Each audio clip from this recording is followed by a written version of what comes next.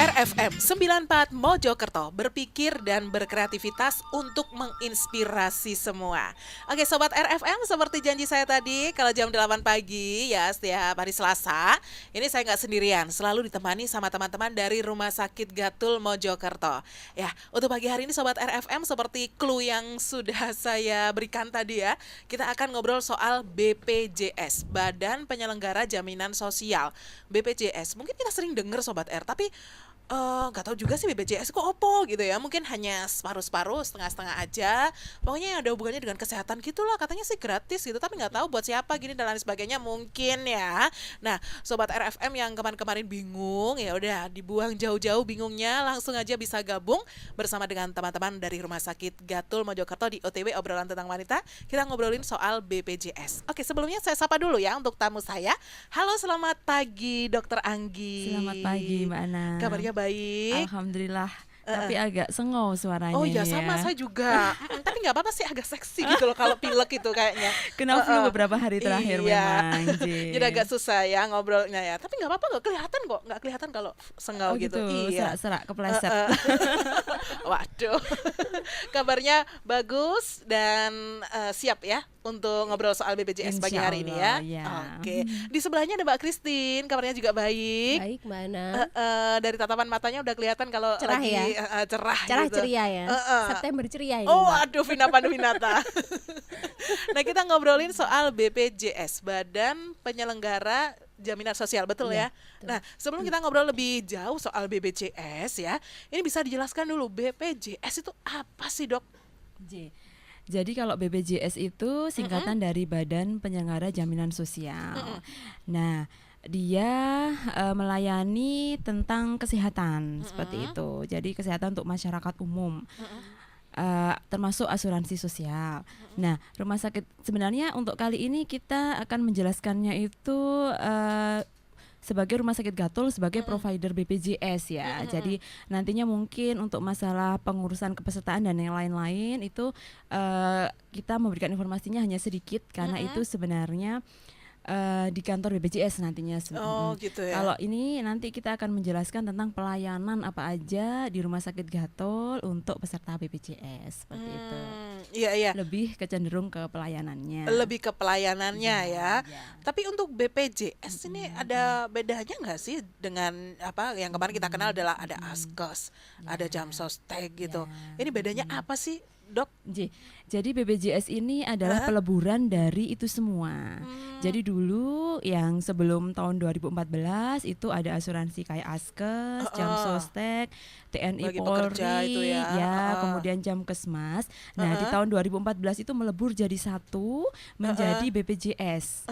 Nah sebenarnya BPJS ini kan badannya. Nah jaminan sosialnya itu namanya JKN, Jaminan Kesehatan Nasional. Itu nama programnya lebih apa? Jaminan ya? untuk jaminan kesehatan namanya JKN. Cuma BPJS memang lebih populer di masyarakat sepertinya ya. Daripada JKN-nya Jadi lebih masyarakat lebih populer dan lebih mengenal dengan istilah BPJS. Lebih ngetren ya istilahnya. Iya, ya. BPJS lebih ngetren gitu ya. Jadi Jamsostek, Askes sudah nggak ada ya sekarang ya. Jadi melebur jadi satu di BPJS di itu BPJS, ya. Apakah ini hanya bagi mereka yang bekerja saja atau bagaimana dengan masyarakat yang lainnya, Dok? Untuk masyarakat umum bisa ya? Jadi mereka bisa mendaftar dan persyaratannya sepertinya juga tidak sulit ya. Dengan membawa seperti KTP, KK, kemudian mungkin kalau pegawai swasta slip gaji dan sebagainya, kemudian bisa daftar di kantor BPJS atau bisa juga secara online sepertinya. Gitu ya. Nah ini informasi yang mungkin kita nggak semua masyarakat tahu ya soal BPJS. Karena kita tahu Jamsostek itu biasanya bagi para pekerja yang kebetulan kerja di sebuah perusahaan atau bagaimana. Kalau orang yang kebetulan istilahnya swasta begitu ya, ini kan tidak ada sesuatu yang apa istilahnya menjamin kesehatan mereka. Nah BPJS ini lebih luas lagi ya. Lebih luas, kayaknya harapan besar ini untuk mereka ya. Karena mudah untuk proses daftarnya, kemudian untuk preminya juga sangat terjangkau sekali. Seperti itu. Jadi ada 3 pilihan premi, yaitu kelas 3, kelas 2, kelas 1. Jadi ini boleh nggak ada bocorannya, Dok, untuk kelas 1, kelas 2, kelas 3 gitu? Oke. Ada ya, ya, ya. Jadi kalau untuk kelas 3 itu preminya 25.500, kalau kelas 2 itu 49.500, kelas 1-nya 59.500 per bulan. 50, nggak sampai 100 loh, Ya, 59 sangat, ya sangat kan? terjangkau sekali. Sangat terjangkau, udah dapat Ya, kelas 1 J, per bulannya. ya, ya. Mbak Ana mungkin pulsanya lebih dari 100 ya kalau sebulan ya. Iya, kadang gitu sih, iya benar. Ya. Lebih baik ikut BPJS Mbak. Gitu ya. 10.000 masih nggak nyampe ya. Ya, itu Iya. sudah bisa menjamin insya Allah semua Gitu penyakit. ya. Yang kelas 1, waduh nggak sampai 60.000 loh ya Sobat R ya, susu berapa gitu kan ya. Susu sedikit. 500. Permen biasanya tuh. Nah ini Sobat RFM silakan aja yang mau tanya-tanya ya pas ada Dokter Anggi silakan aja ya bisa tanya seputar BPJS. Mungkin selama ini ada kebingungan atau mungkin hanya setengah-setengah saja taunya apa sih BPJS itu, pernah dengar sih tapi nggak tahu juga kalau mau menjelaskan seperti apa gitu. Nah silakan aja bisa telepon di 3-nya 4 kali 94, SMS juga bisa ya di 0812345900, formatnya ketik dulu JM, pagar nama, pagar L atau P, pagar usia, pagar alamat, baru pagar pertanyaannya apa seputar BPJS. Atau bisa masuk di Facebook di RFM Spasi Mojokerto, Twitter di @RFM Mojokerto, live streaming juga silakan aja di www.rfm94.com. Nah ini di Rumah Sakit Gatul Dok, ini sudah melayani BPJS per bulan Mei kalau nggak salah ya? Ya, enggak. Jadi kita melayani BPJS mulai 1 Januari 2014. Oh 1 Januari, ya. pas sudah memang sudah udah langsung beroperasinya ya, ketika tanggal itu ya? launching kita juga sudah langsung ya. melayani. Oke, jadi udah dari awal ini ya udah itu bagaimana kalau prosesnya di pelayanan BPJS di Rumah Sakit Gatul? Ya. Jadi di Rumah Sakit Gatul itu adalah sebagai provider PPK 2 yang melayani kasus emergensi di unit gawat darurat, kemudian kasus rawat inap, kemudian kasus polispesialis dan juga poligigi. Selain itu kita juga bisa melayani untuk hemodialisa dan juga fisioterapi. Jadi memang di istilahnya di BPJS itu ada PPK 1, PPK 2 seperti itu ya. Kalau PPK 1 itu dia pelayanan di tingkat primer. Jadi seperti puskesmas, dokter keluarga dan klinik-klinik pratama. Tapi kalau PPK 2 itu adalah rumah sakit seperti itu. Nah, kita jelaskan satu persatu ya untuk pelayanannya ya. PPK tadi apa PPK? PPK itu penyedia pelayanan kesehatan singkatannya. Jadi kalau rumah sakit itu istilahnya di BPJS adalah PPK 2. Seperti itu. Nah, untuk kasus emergensi dan kasus rawat inap itu pasiennya bisa langsung datang ke UGD dan tanpa rujukan. Jadi kalau misal kecelakaan ya, atau itu kan juga itu kan emergensi ya, itu bisa langsung. Kemudian atau lagi masak kemudian kena pisau berdarah banyak. Nah, itu enggak usah ke puskesmas dulu minta rujukan, enggak usah keburu berdarah-darah, langsung aja datang ke UGD. Atau anaknya panas kemudian kejang-kejang. Itu juga termasuk emergensi, langsung ke UGD seperti itu. Karena kita kalau ada hubungannya dengan kayak gini-gini kan biasanya pasti ada rujukan, ada istilahnya birokrasi dulu lah, diurus ini gitu, tapi ini enggak ya. Kalau yang kasus emergensi dan kasus rawat inap itu memang tidak diperlukan rujukan. Tetapi kalau yang pelayanan di polispesialis dan poligigi itu memang harus ada rujukan untuk pertama kali datang seperti itu. Nah, rujukannya dari mana? Ya PPK 1 itu tadi. Dari puskesmas atau dokter keluarga atau klinik pratama di mana pasiennya terdaftar. Jadi misal pasiennya terdaftar di PPK 1-nya puskesmas Gedongan gitu misal. Berarti rujukannya ya memang harus dari puskesmas Gedongan. Enggak boleh nyebrang ke puskesmas Kedundung gitu. Oh ya. Berarti sama-sama PPK 1-nya nanti ya. Cuman PPK 1 di mana pesertanya terdaftar seperti itu. Kemudian kalau pasiennya memang rujukannya ke polispesialis, pasien datang ke Rumah Sakit Gatul, ke unit rawat jalan terpadu dengan membawa surat rujukan dari PPK 1, dengan membawa juga kartu peserta BPJS dan KTP, peserta langsung menuju ke loket BPJS-nya di front office Rumah Sakit Gatul, front office-nya unit rawat jalan terpadu. Nah, di sana nanti peserta akan dicetakkan SEP. Jadi SEP itu adalah surat eligibilitas peserta, di mana nantinya itu sebagai penjamin. Jadi jaminan kalau memang peserta ini benar-benar peserta Peserta dari BPJS BPJS begitu ya. J. Heeh, Nah, setelah tercetak SEP, Mm-mm. nanti pasien langsung menuju ke pendaftaran. Mm-mm. Di sana nanti pasien akan didaftar ke poli spesialis mana yang dituju, Mm-mm. ke poli interna atau poli bedah atau poli jantung seperti itu. Gitu ya. Setelah didaftar, kemudian pasiennya menuju ke poli spesialis yang dituju. Begitu.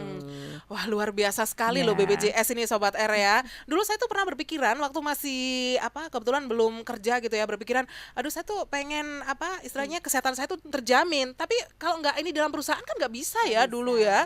Nah, tapi sekarang dengan adanya BPJS kita bisa loh, walaupun kita tidak bekerja di sebuah perusahaan ya, kita bisa ikut daftar BPJS. Tidak ada ini syarat-syarat tertentu untuk bisa menjadi peserta BPJS? Sepertinya tidak ada ya, Nggak ada mungkin hanya syarat administrasi aja yang seperti di awal tadi saya sebutkan yang dibawa Iya. ke sana. Oke deh, sip ya. Luar biasa. Buat Sobat R ini juga yang mungkin mau daftar BPJS atau sudah gitu ya. Dan mungkin ada sesuatu yang mau ditanyakan juga sehubungan dengan pelayanan yang ada di Rumah Sakit Gatul, pelayanan soal BPJS ya, Dokter Anggi. Silakan aja nih bisa gabung di 3-nya 4x94, SMS juga bisa di 081234599400. Facebook di RFM Spasi Mojokerto, Twitter di @RFM Mojokerto ya. Live streaming juga silakan kalau mau mengenal lebih dekat dengan Dokter Anji. Dan kenapa kau tertawa? Ya agak aneh aja dipanggil Angie. Angie gitu. Ada Bahasanya lagunya tuh, adalah Angie. Dan juga Mbak Christine silakan bisa live streaming www.rfm94.com. Sudah ada yang telepon, kita coba angkat dulu ya. Halo, selamat pagi. Selamat pagi RFM, Iya, pagi dengan Mbak siapa nih? dengan Tasya di Japan. Tasya di Japan ya. Oke deh, silakan Mbak Tasya mau tanya apa nih sama Oh, Dokter Anggi? Gini dok, apa BPJS itu bisa digunakan juga untuk general check up seluruh tubuh atau harus didiagnosa sakit apa baru bisa melakukan rongsen atau USG dan sebagainya? Gitu ya, Ya, digunakan untuk general check up. Oke. Itu aja. Ada lagi itu Mbak aja. Tasya? Enggak, udah cukup. Itu aja ya. Ya, Oke deh. Terima kasih ya Mbak Tasya ya. sama-sama. Saya kalau dengar nama Tasya tuh jadi ingat libur telah tiba gitu kan. Penyanyi cilik itu, Punya Mbak. Cili dulu ya. Oke Mbak Tasya, sabar nanti akan dijawab sama Dokter Anggi ya. Oke, telepon lagi kita coba angkat dulu. Halo, selamat pagi. Selamat pagi. Iya pagi. Assalamualaikum. Waalaikumsalam. Dengan siapa ini? Dengan Ibu Ima di Joko. Ibu Ima di Suko ya. Oke, Iya, monggo Bu Ima, ada iya, yang mau ditanyakan sama Dokter Anggi? iya. Kebetulan saya kan keluarga sudah punya BPJS Oh, udah dan punya Ibu. alhamdulillah sehat semua, belum pernah pakai BPJS itu. Iya, iya Bu. Yang saya tanyakan, saya pinginnya kayaknya ayahnya itu giginya apa? Protol 2 itu bisa Oh, misalnya perbaikan di rumah sakit nggak tuh bisa nggak terus tambah biaya seperti itu. gitu Terus ya. Ya Ibu, terus gimana Ibu? iya, yang Heeh. kedua kan kapan hari keponakan saya melahirkan sesar di Mm-mm. Gatul Mm-mm. dengan BPJS kelas 1 kan Mm-mm. itu Iya, sesar di BPJS kelas 1. iya Oke. dan di rumah kami alhamdulillah keluarga kita ya kelas 1 semua. Gini. Cuman kemarin pas anak saya kan sekarang sudah 5 bulan mau melahirkan, ternyata kata dokter bisa melahirkan apa biasa nggak sesar. Pada waktu tanya-tanya di rumah sakit Gatul kayaknya kayak melahirkan biasa itu kayaknya ribet gitu ya. Harus Oh, suruh sana, harus suruh sini gitu. Padahal kan melahirkan biasa. iya kan lah nantinya maunya di Gatul karena kemarin keponakan itu sesar dan apa baik semuanya. Lah ini kebetulan anak normal maunya di Gatul seperti itu, cuma tanya-tanya saya turut tanya dulu Mbak itu katanya kayaknya ribet lah, saya takutnya nanti keburu melahirkan suruh ke sana ke sini itu tambah repot, padahal yang sesar Oh, kok gitu. gampang seperti Oh, itu, gitu. yang Ini melahirkan pengalaman normal keponakan kok dulu seperti itu. sesar BPJS juga ya, Bu ya? Iya, Gampang BPJS ya, Bu itu ya. juga Nah, Alhamdulillah lancar semua dan memang baik. Saya akui Heeh. baik di Heeh, ngatur heeh, itu heeh. seperti itu. Iya. Ya, cuman ini pas anak saya melahirkan normal kok kayaknya ribet. Saya takutnya nanti Persyaratannya gitu Ibu? Ribetnya? Halo? maksudnya ya, Syaratnya gitu. iya takutnya nanti apa pas sudah ngelarani terus repot gitu kan kasihan seperti itu. Kalau sesar kan bisa di ini ya diprediksi misalnya hari apa gitu kan enak. Kalau melahirkan normal kan nggak tahu Iya, sewaktu-waktu. iya. Heeh. Ini juga BPJS ya, putrinya Bu Ya, Ima ya, yang mau BPJS. melahirkan normal ini ya? BPJS kelas 1 semuanya. Oke. Itu ya, makasih sebelumnya. Ya, sama-sama Assalamualaikum. Ibu Ima. Waalaikumsalam. Terima kasih banyak buat Ibu Ima, nanti akan dijawab ya Bu ya. Seperti tadi yang sudah masuk, ini langsung saja kita ke pertanyaan tadi yang sudah masuk ya, Dokter Anggi ya. Ada Mbak Tasya dari Japan. Katanya BPJS itu bisa digunakan general check up nggak? Itu. Gimana nih, Dok? Makasih pertanyaannya Mbak Tasya. Mm-mm. Jadi memang untuk BPJS itu harus ada indikasi dulu kalau untuk pemeriksaan. Jadi ketika pasiennya ada rujukan dari PPK 1 kemudian ke rumah sakit, kemudian diperiksa oleh dokter spesialis kami dan memang ada indikasi untuk pemeriksaan penunjang seperti laborat atau foto, maka baru bisa dikerjakan. Gitu Jadi memang ya. harus melalui pemeriksaan dokter dulu. Nggak bisa kalau tiba-tiba saya kok merasa koknya nggak enak gini, aku pengen general check up deh gitu. Ya. Dengan sendiri nggak ini ya. Ya, nggak bisa. Harus melalui rujukan dulu ya. Rujukan dulu dan Oke. pemeriksaan dokter dulu. Oke. Dan ketika dokter memang mengindikasikan untuk pemeriksaan penunjang, baru nanti bisa dilakukan. Oke, jadi ini ya ada apa hubungannya dengan mungkin kok kenapa dengan keluhan sakitnya apa Ya. gitu. Mungkin perlu dicek up ininya apa ya gitu ya. benar, Baru J. bisa J ya. baru bisa. Oke, ya itu untuk Mbak Tasya. Terus untuk Ibu Ima tadi yang ada di Suko ya, kebetulan satu keluarga semuanya ini alhamdulillah sudah terdaftar sebagai peserta BPJS dan semuanya kelas 1. Kayak gitu. Ini yang pertama tadi kebetulan ayahnya, suaminya, ini giginya tanggal 2 tadi ya. Bisa nggak diperbaiki giginya di rumah sakit Gatol? Ada biayanya atau gimana katanya tadi? Iya. Jadi untuk pelayanan gigi bisa kita lakukan, tetapi karena poli giginya rumah sakit adalah poli gigi PPK 2, jadi poli giginya rumah sakit, maka harus ada rujukan dulu dari PPK 1. Tetap ya pakai Tetap harus dari pakai PPK rujukan 1 ya? dulu. Nah, ayahnya datang dulu ke puskesmas, kemudian kalau memang dokter gigi puskesmasnya merujuk ke rumah sakit Gatol, maka akan kita terima. Nah, rujukan ini sebenarnya cukup satu kali aja. Misal perawatan gigi kan enggak tuntas dalam sekali ya. Kalau memang sakitnya sama, kemudian kita kasih surat kontrol sampai sakitnya tuntas, itu untuk kontrol kedua, ketiga dan berikutnya tidak perlu rujukan lagi. Jadi cukup Pertama kali aja. Oh, Untuk oke. kontrol berikutnya cukup surat kontrol dari rumah sakit Gatol yang dibawa seperti itu. Nah, kalau nanti ternyata memang perlu adanya gigi palsu karena memang giginya Tanggal tanggal tadi dan ya. perlu adanya gigi palsu, itu nanti memang ditanggung oleh BPJS juga gigi palsunya. Nah, tetapi ada batasan. Jadi penanggungan dari BPJS ini per rahang itu 500.000, total itu 1 juta. Jadi rahang atas 500, rahang bawah 500, Gitu totalnya 1 juta. Nah, kalau nanti ternyata harga dari gigi palsunya lebih dari 1 juta, misal contoh 1.200.000 begitu, maka yang 1 juta ini ditanggung BPJS, yang 200 pasien yang membayar. Jadi intinya gigi ini ada ditanggung 1 juta 1 aja juta, gitu ya. iya. Oke. Jadi yang bawah 500, Ya. yang atas 500 gitu Satu ya. rahang itu 500.000. Jadi kalau yang mulut saya lebar gini butuh gigi banyak gitu ya, pasti namanya banyak deh kayaknya ya.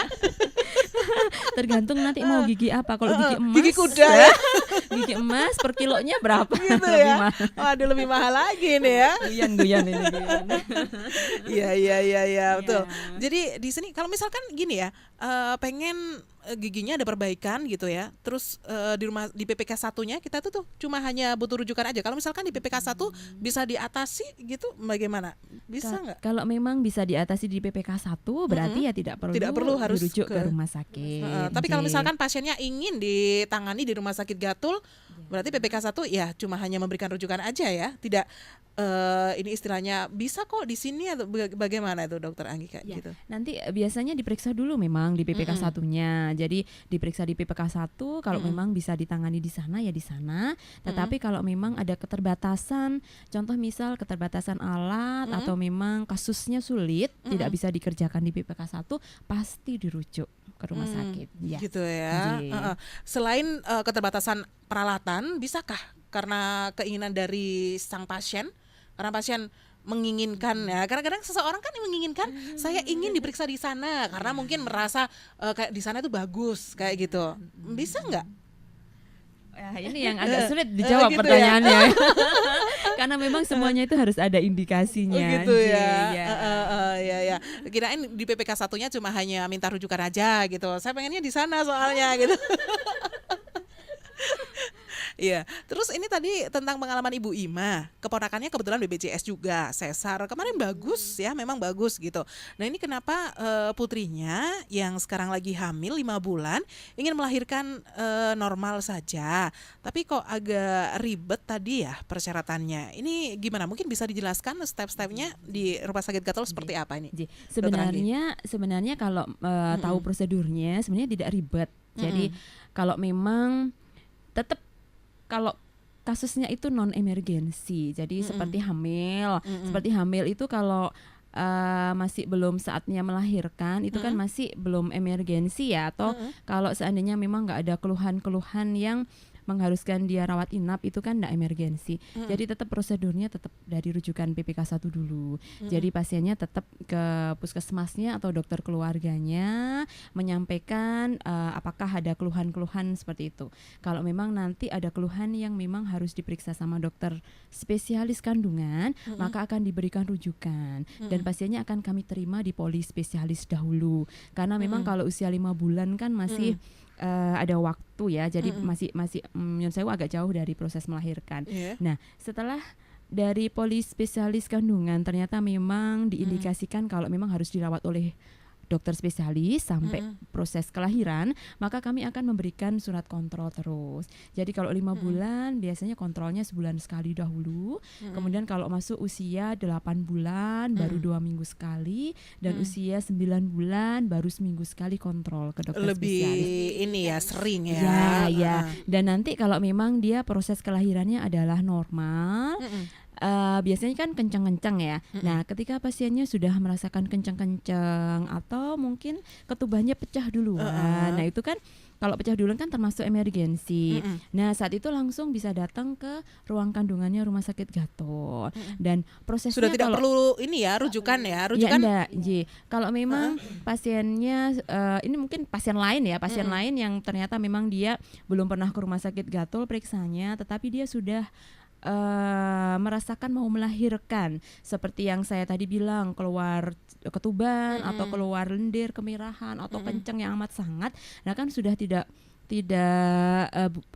ada waktu lagi untuk minta rujukan. Nah itu bisa langsung datang ke rumah sakit dan pastinya tidak akan kita tolak, pastinya akan kita layani seperti itu. Nah Nggih. dok, kalau misalkan namanya orang melahirkan kadang-kadang kalau udah ngerasa seperti itu kan gopo kabeh gitu ya dok ya, bisa nggak rujukannya itu mintanya beberapa, kan pasti biasanya kita mau melahirkan itu kan nanti lahirnya tanggal sekian, minggu ke sekian gitu, boleh nggak kita minta rujukan jauh-jauh hari sebelum itu ke PPK satunya, bisa nggak itu? Ya, nah itu Dok. rujukannya pastinya bukan rujukan melahirkan, tapi rujukan kontrol ke poli spesialis dulu, karena gitu kan ya. belum ada tanda-tanda melahirkannya. Oh, Nji. iya. Ya, nanti diperiksa oleh dokter spesialis, diperiksa detak jantung janinnya, kemudian diperiksa USG-nya, apakah ada kelainan apa tidak, seperti itu. Kalau memang semuanya baik-baik aja, bisa diperkirakan lahir normal, ya berarti nanti tinggal nunggu kelahirannya. Oke. Mungkin prosesnya yang dibilang agak ini tadi di PPK satunya mungkin ya, Ya, Ibu mungkin Ima ini Ya, tadi ya. karena memang kan harus ada rujukan dulu kalau memang ke poli spesialis. Ya, mungkin Oke. yang dibilang agak ribet seperti karena memang harus ke sana dahulu seperti itu. Iya. Rujukan ini sebenarnya satu kali aja kok, satu kali aja. Nanti seandainya memang pasiennya dengan sakitnya itu memang harus dirawat di rumah sakit terus, itu tidak perlu rujukan lagi. Kecuali nanti kasusnya ganti. Jadi misal contoh, pasiennya datang ke rumah sakit dirujuk dengan kasus hipertensi seperti itu. Nah, kemudian ketika tensinya masih belum stabil kan dia masih perlu kontrol terus ke poli jantung. Nah, kemudian pasiennya sakit yang lain, misal dia kencing manis gitu, terindikasi kencing manis, kemudian gulanya tinggi dan perlu dirujuk ke rumah sakit Gatol, yaitu harus ada rujukan dari PPK 1 lagi ke poli penyakit dalam. Oke. Atau kalau memang sakitnya itu ketahuan oleh dokter jantungnya, itu sebenarnya bisa dirujuk dari poli jantung. Jadi namanya adalah rujukan internal. Nah, rujukan internal itu misal ketika pasiennya datang dengan hipertensi, kemudian ada keluhan gini-gini yang mengindikasikan kencing manis, kemudian dicek labora ternyata gulanya tinggi, yang menemukan dan dokter jantungnya. Nah, dari dokter jantungnya ini bisa memberikan rujukan langsung. Jadi memberikan rujukan langsung ke poli interna. Jadi pasiennya tidak perlu datang ke PPK 1 lagi. Gitu Seperti ya. itu, Oke, sih buat Bu Ima ya, Bu. Ini mungkin bisa membantu Ibu ya yang tadi merasa ribet gitu. Ya, silakan aja bisa diurus di PPK 1 dulu ya, Bu ya. Terus yang sudah masuk lewat BBM, ini saya terima dari Mbak Nindya Rahmawati ya. Mau tanya nih soal BPJS. Katanya Mbak Nindya ini kan mau melahirkan anak kedua. Nah, katanya melahirkan anak kedua ini masih dapat jam persal kayak gitu. Tapi waktu periksa kemarin disuruh bidannya untuk mengurusi BPJS dan cari informasi tentang BPJS. Yang ditanyakan di sini, jam persal itu udah nggak berlaku lagi apa dan diganti sama BPJS atau bagaimana? Terus tarif untuk tiap-tiap kelas di rumah sakit itu berapa? Terima kasih dari Mbak Nindya. Oke. Uh-uh. Ya, jadi jam persal itu memang sekarang sudah tidak berlaku lagi. Per 2014 Ya, ini jadi ya. sejak ada BPJS maka program jam persal Dihapus itu sudah ya? dihapus. Ya, masuk ke program BPJS. Saya seperti dari itu. mulai ada program jam persal sampai ada BPJS ini masih belum isi juga. Berarti saya pengen merasakan jam persal loh waktu itu. Gimana lanjut Dok? Ya lanjut, monggo lanjut. Loh, yang tadi itu Oke, berarti oke. jam persal nggak ada Jampernya ya sudah memang ya tidak- diganti sudah- dengan ya. BPJS, BPJS. ya. Terus tarif Mm-mm. untuk tiap-tiap kelas di rumah sakit itu gimana? Kayak Tarif gitu. kamar maksudnya ya. Heeh. Jadi kalau di rumah sakit Gatol untuk kelas 3 itu tarifnya 85.000. Untuk kelas 2 itu 200.000.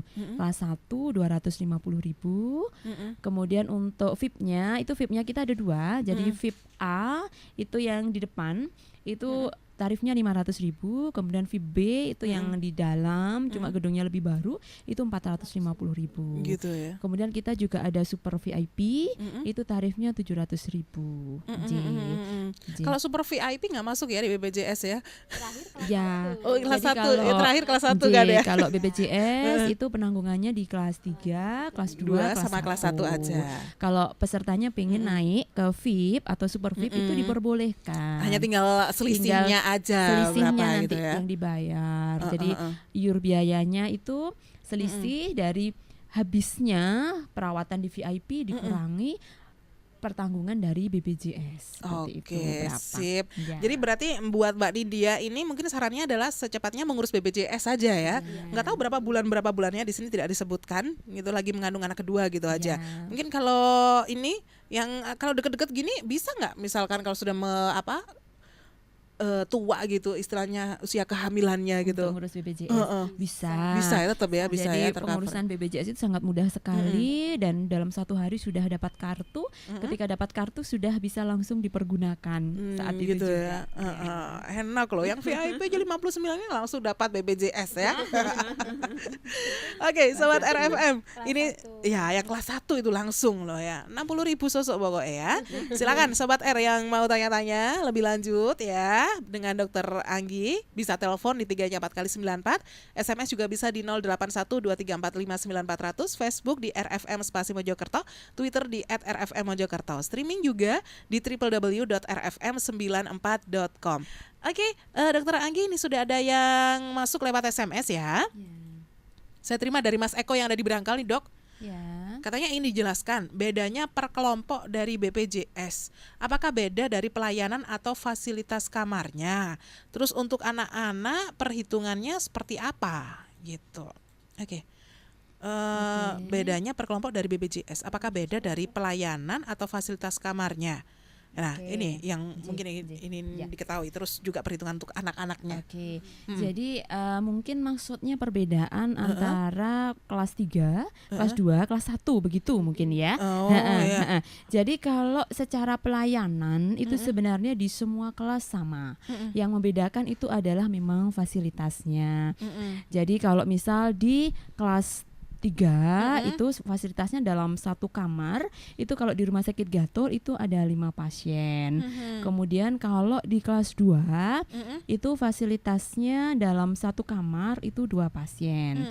Kemudian kalau di kelas 1, kelas satunya kalau untuk umum itu di kami ada 2 pasien, tetapi memang dia kamarnya lebih luas daripada yang di kelas 2. Kemudian kalau untuk yang kasus kandungan kelas satunya kami itu untuk 1 pasien seperti itu. Oke. Semua kamar di kami itu ada AC-nya. Jadi mulai dari Dari kelas kelas 3, 3 ya. Oke. kelas 2, kelas 1 itu ada AC-nya semua.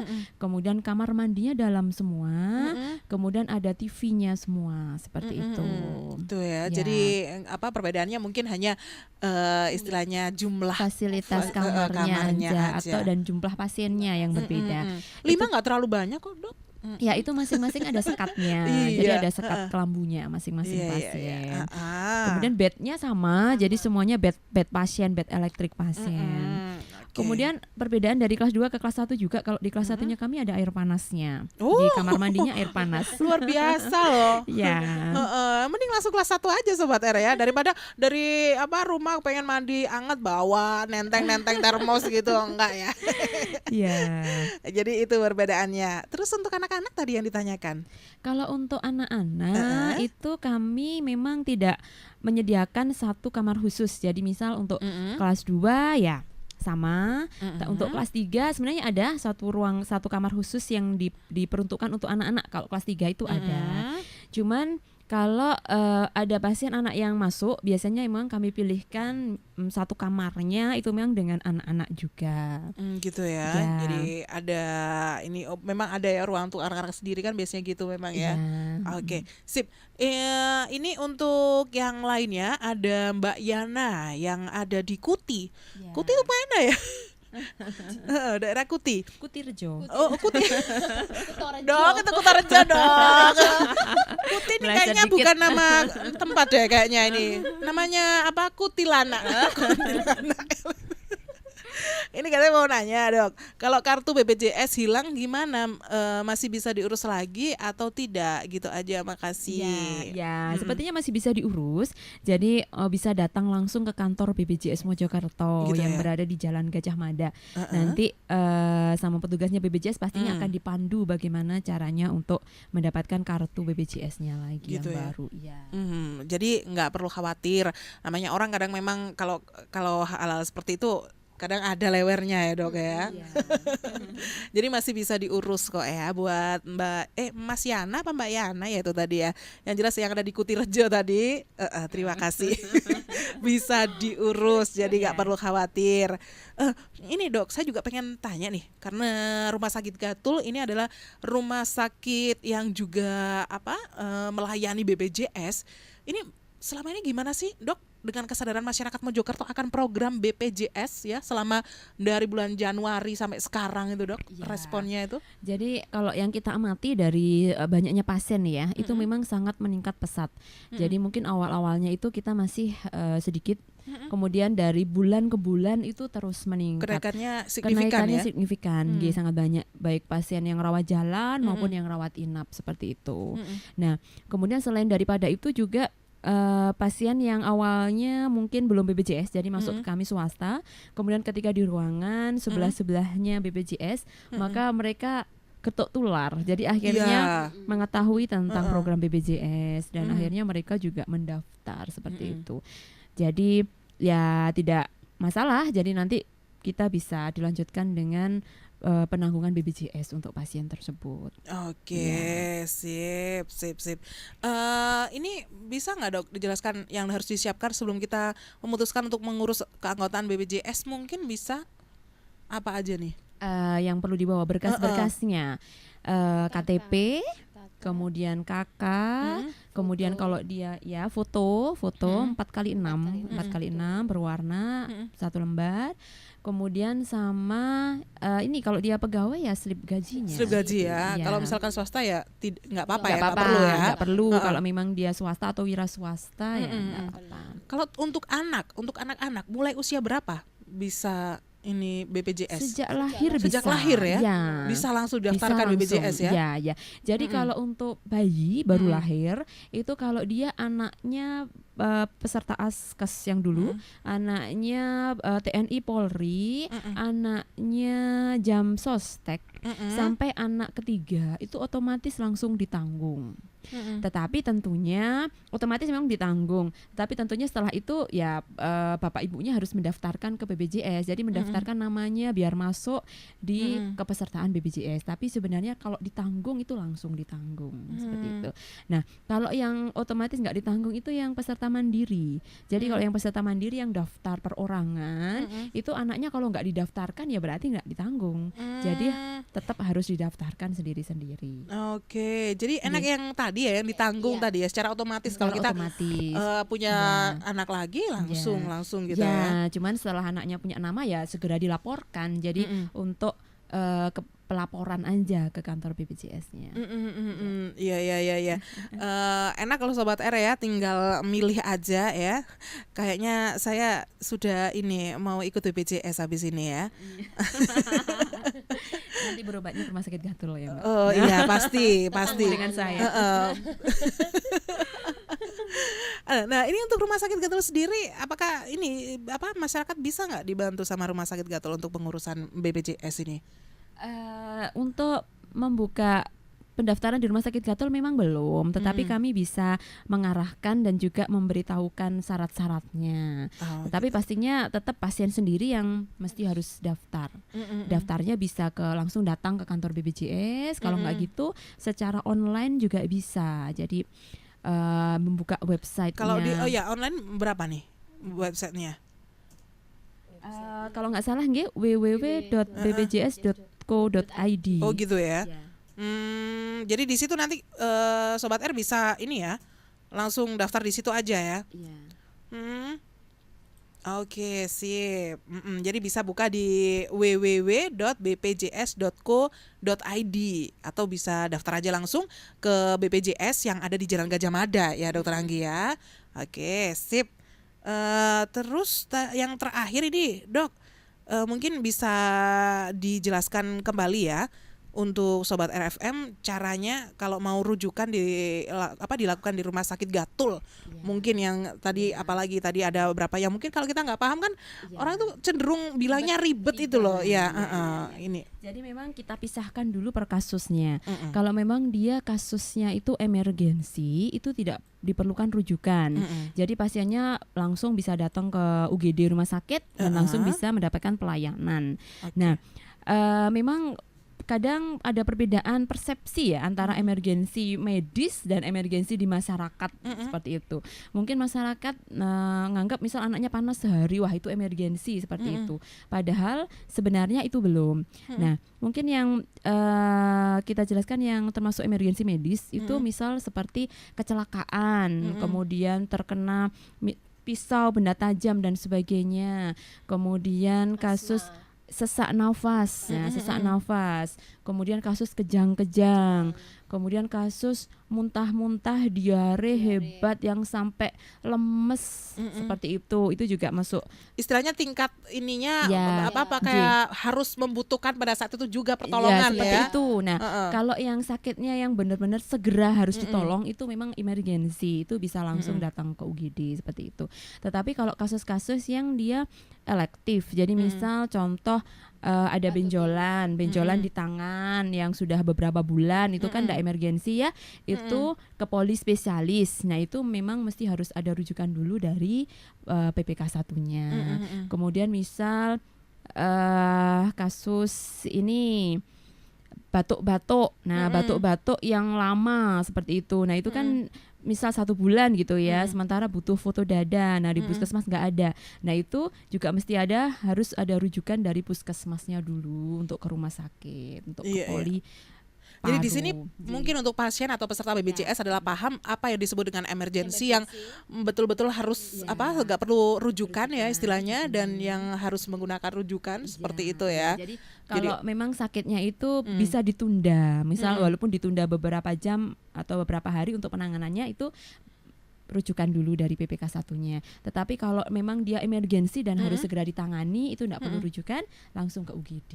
Oke. Kasus emergensi itu pun tidak harus rawat inap ya. Jadi misal pasiennya sesak asma, ketika datang ke UGD, kita Begitu lakukan mendapatkan tindakan, pertolongan J, sudah membaik, sudah begitu ya. membaik, kita suntik atau kita uap, setelah itu membaik ya pasiennya rawat jalan. Jadi itu namanya emergensi yang rawat jalan. Atau misal dia kecelakaan, kemudian ada luka, sadar baik ya, kemudian setelah lukanya dijahit, pasiennya bisa pulang seperti itu. Atau emergensi yang butuh rawat inap, seperti misal panas kejang-kejang, nah itu kan butuh rawat inap, langsung datang ke UGD, langsung kita opnamakan seperti itu. Iya. Kayaknya memang peserta BPJS pasien harus paham betul masalah ini ya. Karena kadang kan sebagai orang yang awam ya, juga kadang ini anak saya sudah pokoknya harus di sini om nama aja gitu. Jadi emang paham kalau memang ini sudah waktunya istilahnya udah bisa diatasi, ya berarti ini adalah emergensi rawat jalan, seperti itu juga ya Sobat R ya. Oke deh, Dokter Anggi, terima kasih banyak untuk kedatangannya, Mbak Christine juga ya. Yang terakhir mungkin mau disampaikan sama ini masyarakat Mojokerto seputar BPJS, apa nih pesan-pesannya? Henje.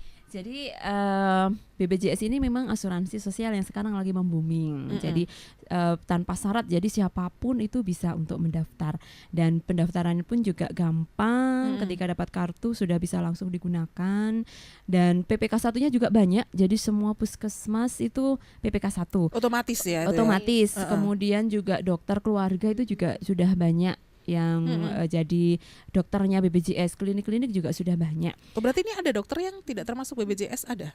Ada, jadi dokter keluarga ada. Jadi dokter praktek itu tidak selalu dokternya BPJS. Jadi harus ini bekerja perlu sama juga dulu. harus tahu ya, nggak jadi semuanya. Bekerja sama dulu.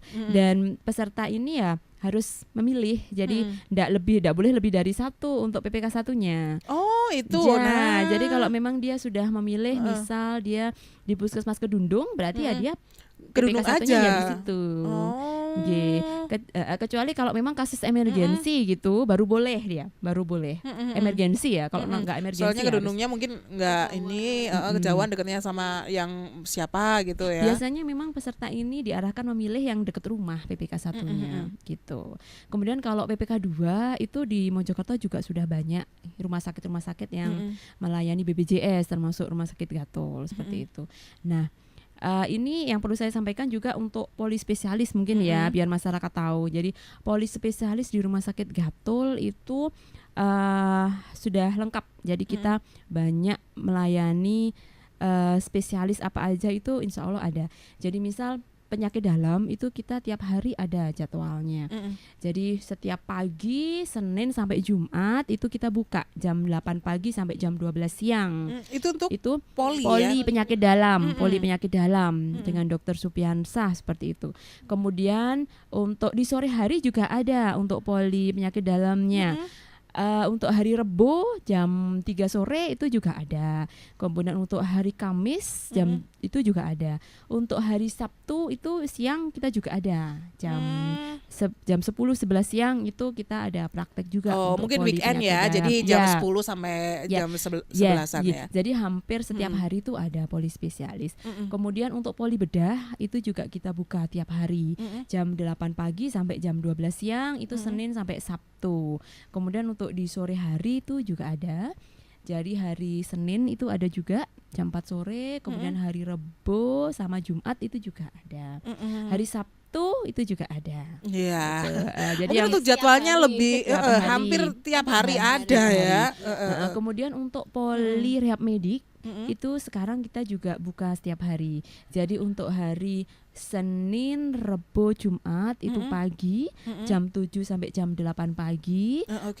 Untuk hari Selasa dan Kamis itu jam 2 siang. Ya, jadi Senin sampai Jumat kita buka pelayanan. Cuman tapi ya ada pagi jamnya, ya?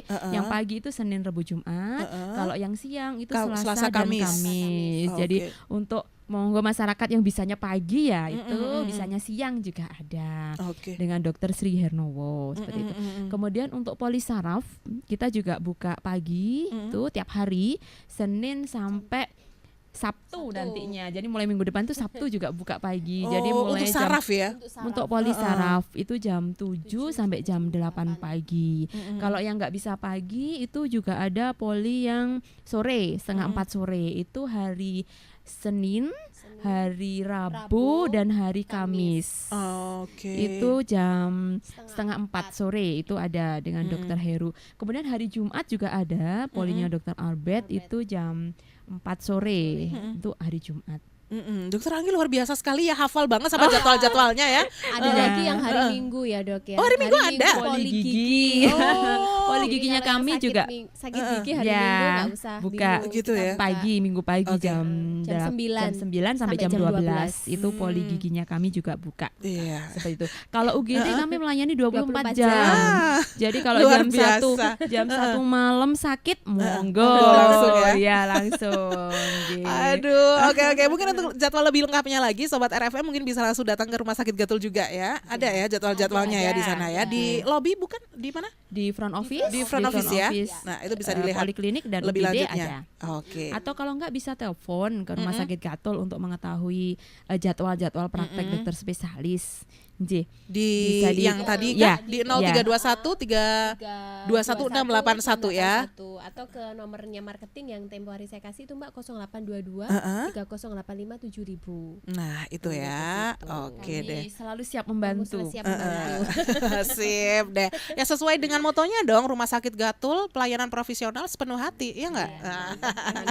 Oke, terima kasih banyak ya buat Dokter Anggi, Mbak Christine. Sampai jumpa di lain kesempatan minggu depan ketemu hari Selasa lagi ya? Hari Sabtu ya, Sabtu, Sabtu ya. Oke deh. Ya, oke. Terima kasih ya Dokter Anggi. Saya tinggalkan Mbak Sama-sama. Christine juga. Ya. Ya, Sobat R, semoga saja obrolan kita soal BPJS untuk hari ini cukup menambah wawasan kita tentang BPJS yang mungkin yang kemarin tahunya cuma separuh-separuh. Nah, mungkin Sobat RFM juga tergerak untuk mengurus BPJS untuk melindungi kesehatan Sobat R dan juga keluarga. Oke, dari Keranggan 5 nomor 52 di Kota Mojokerto, saya Hana Widianti pamit undur diri. Wassalamualaikum warahmatullahi wabarakatuh.